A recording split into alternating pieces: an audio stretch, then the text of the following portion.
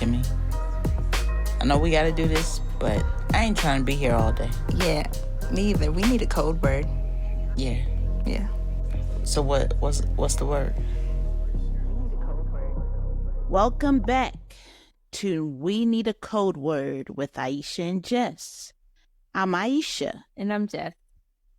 Today's episode is a bit personal for me.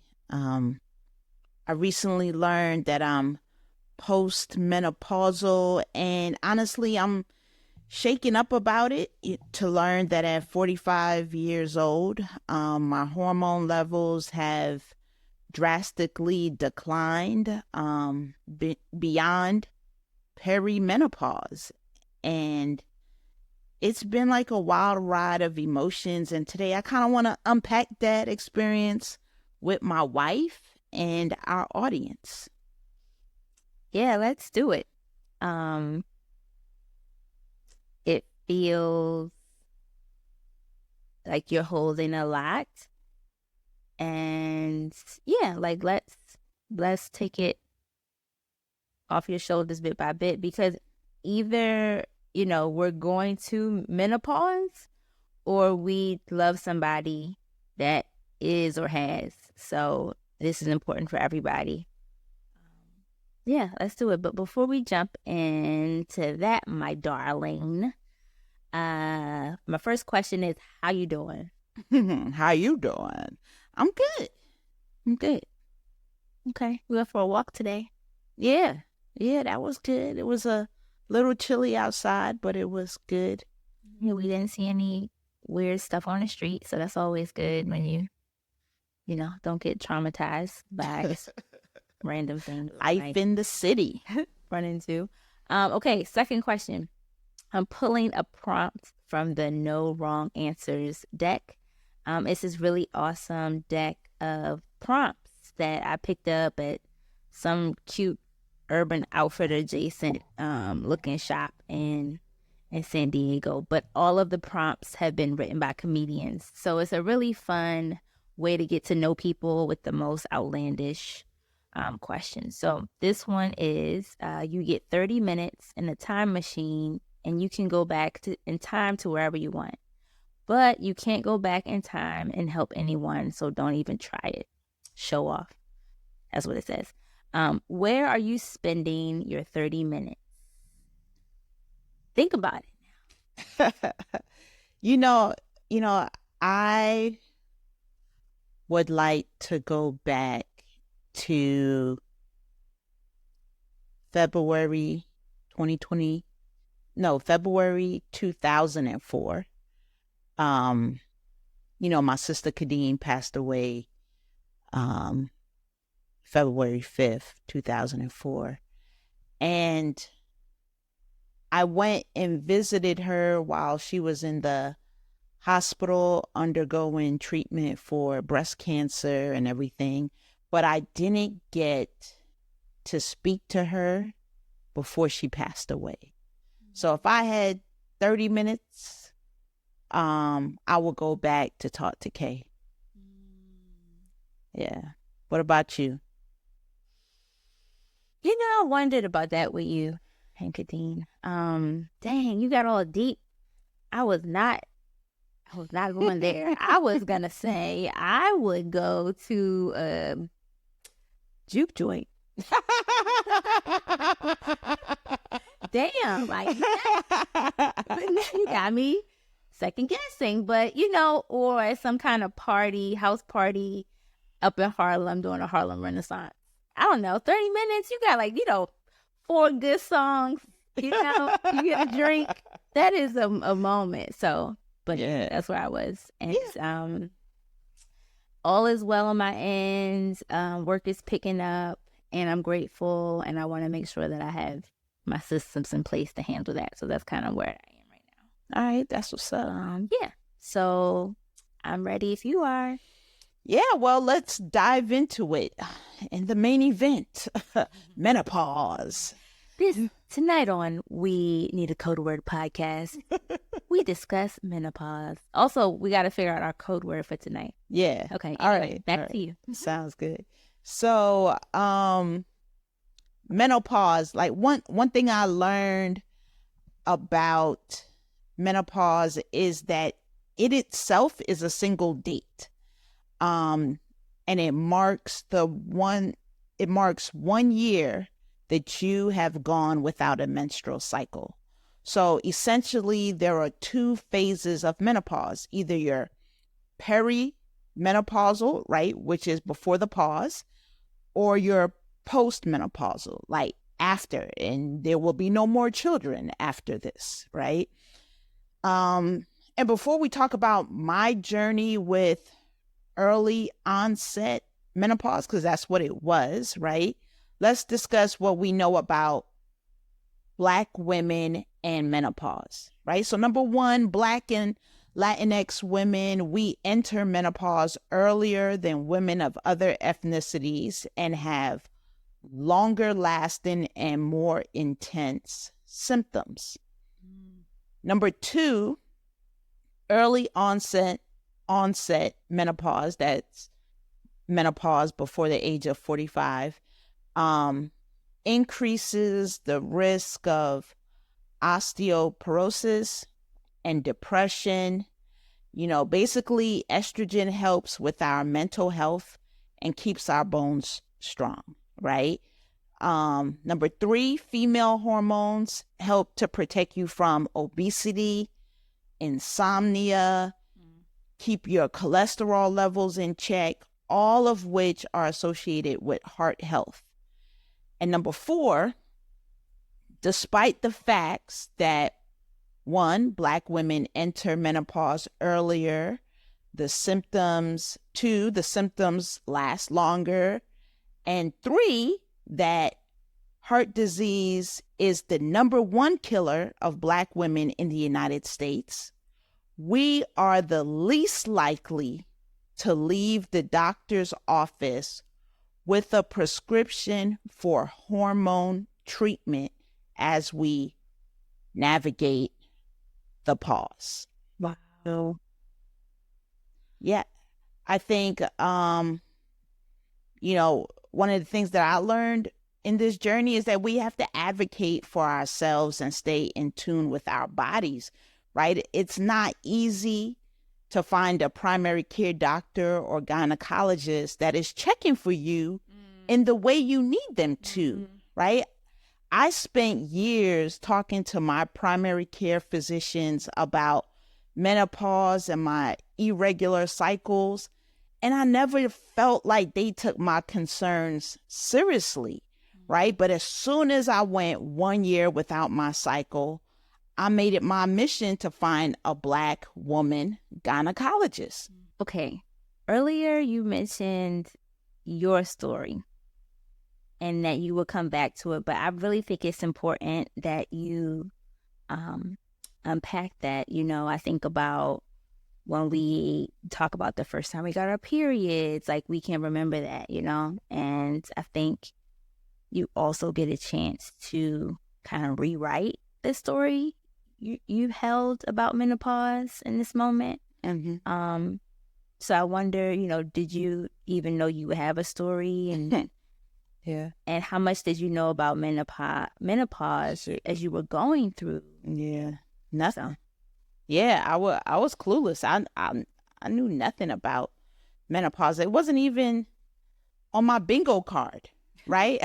I remember the first time I was told that my hormone levels were declining.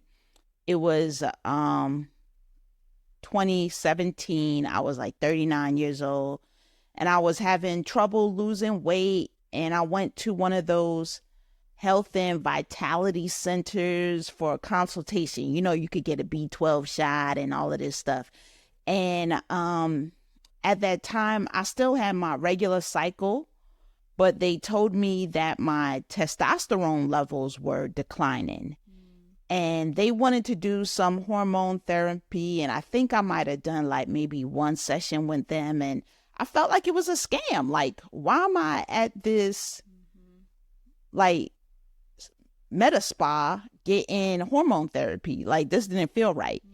And it wasn't until like I was 43, so like roughly 2 years ago, um, around the time that we started dating, honestly, that my periods became increasingly irregular, and I started experiencing brain fog, like knowing the word that I'm trying to say and it absolutely escaping me. Um, headaches became more frequent, and I was having hot flashes. Um, and it was like all of those things happening before I really realized, oh, okay, well, this is a thing, and I'm probably peripausal. And I started talking to my doctors about it. Mm-hmm. What did you learn from the women in your family about the change? I know that's what my grandma used to call it, like the change. She going through the change, and then it was later when I learned that it was called menopause, and even that was limited to you just stopped getting your period. So, what did you learn from the women in your family? Yeah, I think I didn't really learn anything, honestly, other than them talking about experiencing hot flashes, right? And all the slang terminology that they came up with it, like a personal summer and this and that. No one talked about like hormone therapy. Um, I did, however, speak with Diana, aka my white mama, about We'll save that for another episode. about my postmenopausal diagnosis, and she told me how hormone therapy was a godsend for her. Because honestly, I didn't think I was hesitant to really, take hormone therapy at all, right? I'm like, oh, I'm gonna just, continue to use some herbs, some tinctures. I'm gonna get some little tea or something that's gonna help me navigate this. I don't need to do any hormone therapy. And it was that conversation with her that really put me at ease about undergoing hormone therapy. So you mentioned a little bit about herbs and natural remedies.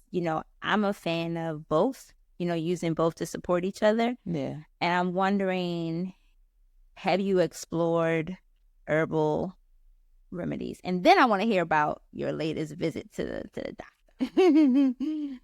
Yeah, I was taking black cohosh and making sure that I take my vitamin D and so on and so forth. Um, but yeah, those were mainly the the things that I was doing. Um, and after I did the blood tests for to figure out my hormone levels, and talking with the gynecologist, the first nurse that I met with, she mentioned like zinc, magnesium, evening primrose, uh, estrogen, all of these other things to help out with hot flashes and night sweats. Um, and when I spoke with the head doctor who's the OBGYN in the office, she streamlined the recommendations. She wanted to focus on um supplements that had, scientific studies behind them. And she told me about vitamin C, making sure I take at least 750 milligrams, vitamin D, 5,000 IUs, and things like that. So honestly, all of it's a bit overwhelming, right? So I started the hormone pellets, boosted my vitamin intake, and I'll just adjust from there. I don't want to get stuck with, too many things that I'm going to have to take. So it's been it's been really awesome to be in conversations, like family conversations with you and Ali, and you talk to him, about going through, this your change. And he seems like, okay, cool. Like, this is a thing. And I just, I didn't have women in my life very candidly just talking about what they were going through. Like, that's not something they did, Yeah. And so I wonder what it's been like for you sharing this with your son, like telling him about where you are on your journey. Yeah, I think for me, trying to be open with him about this is to kind of make it a practice to talk openly about these things. Like, I don't want a legacy of silence Yeah. in the family. So yeah, talking to him, and then also talking with my niece China. She has a background in the healthcare field, so she's always like a great sounding board for me. I talked to my BFF Tia about it. The menopause shout out. Because she's not going through it right now, but I mean, we're around the same age, so like, being able to be a beacon of hope, for all my peripausals out there. You a flash. You a hot flash for insight. Yes. Thank you. But I'm still processing everything. I haven't had like really in-depth conversations about it. Yeah. Well, I really appreciate. I mean, if you would have told me you and I would be having a conversation on a podcast about your going through menopause, you would have told me that, 6 months ago, I'd have been like, you are ridiculous, So I appreciate you, and I see you, and, as you continue to learn, definitely share, and you will be waiting with open arms and maybe sweaty palms as your sisters cross the line over into postmenopausal. I need to get me some nice handkerchiefs and stuff, because the sister will be heating up. Yeah, see, yes, okay. All right. So let's do a little palate cleanser. I'm gonna pass it to you to tell me where we're headed. Yeah, so you and I are avid connoisseurs of mess, and you kind of fell down a rabbit hole this weekend with some shenanigans going on TikTok. So yeah, I would just like you to talk about your latest obsession. Yeah, I'm trying to pull it up right now. So I guess it would be an obsession because I really went all the way in. Yeah. So okay, you took me with you. I did, because I needed somebody to, what do you call it when people allow you to do crazy stuff? My memory's gone. Maybe I'm peripausal. Okay, anyway. There's this woman on TikTok, goes by the name of Risa Tisa, okay? And she stealthily created a maybe 2-minute video of maybe a week ago saying, who the F did I marry? And she kind of gave us the whole story in that sound bite. Basically, she had married somebody she met during COVID. She was lonely. She let a lot of red flags pass, to the point that she learned at the end of the marriage that she knew he was a liar, but she didn't know the extent to which he was lying.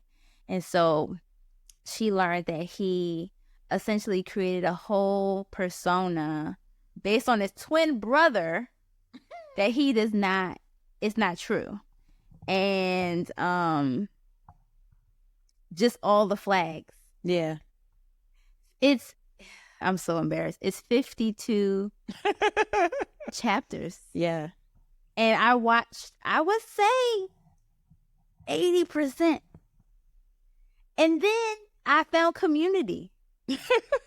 People, we will find each other, give tips like, oh, speed it up to 2 beats a minute. And so you can get through it faster. Do it 2 times. Yes. It was crazy. I had Aisha hooked. We ran errands as I played the audio. I am embarrassed. Anyway, I gotta, if I'm gonna say it, I gotta say it all. The guy had an alias. She called him Legion, right? And she gave his name. That name, maybe 20 chapters in. So we're already bought in, okay? Yeah. So the second half is all about Legion. Don't you know my internet friends found this man? Like, now we see his TikTok and his pages, and now he's talking back. He's like, she's a liar. She's lying. He's like, she had an affair with Bernard the cop, and that's why I left. And everybody is like, you lying. It's just an amazing. Yeah. The internet is such a gift. Anyway, that's what I'm ashamed of. That's my shame. Not shame. That's your latest obsession. Yeah, mine. Yeah. Yes. All right. So I think, as we come to an end for today's episode, like, I really want to thank everyone for tuning in and joining us in this important conversation about menopause and, early onset of menopause, because there's a growing number of people talking about menopause, and I have been resistant to the conversations because the women are usually older than me. So, like, being in my 40s I still didn't see myself in the conversations when women in their 50s are talking about menopause. So this journey has felt a little lonely. And, I just want to thank everyone for listening. And Jess, I appreciate you, right? And you being there to help me navigate this wild ride of emotions. And I would like to gift our listeners with some resources as they navigate or support their loved ones transitioning to a life without Aunt Flo, right? So our friends over there at Child Please podcast, they have a brilliant episode entitled Child, Aunt Flo is Dead, with their special shout out to Felicia Pratt. And on that episode, they have a guest, Lori L. Tharps. She's of My Bloody Hell. And she talks about, menopause, and, she has like a podcast around it and resources and all of that. And also tap into the Black Girl's Guide to Surviving Menopause. There's a whole media platform that they have around Black women and menopause. And there's also a book that I recently purchased called Black and Menopausal by Yancey Ralston and Yvonne Christie, for stories, intimate stories about Black women going through menopause. Awesome. That is it for We Need a Code Word. Don't forget to like, subscribe, share, and follow us on Instagram and stream wherever you listen to podcasts. And until next time, take care of yourselves and each other.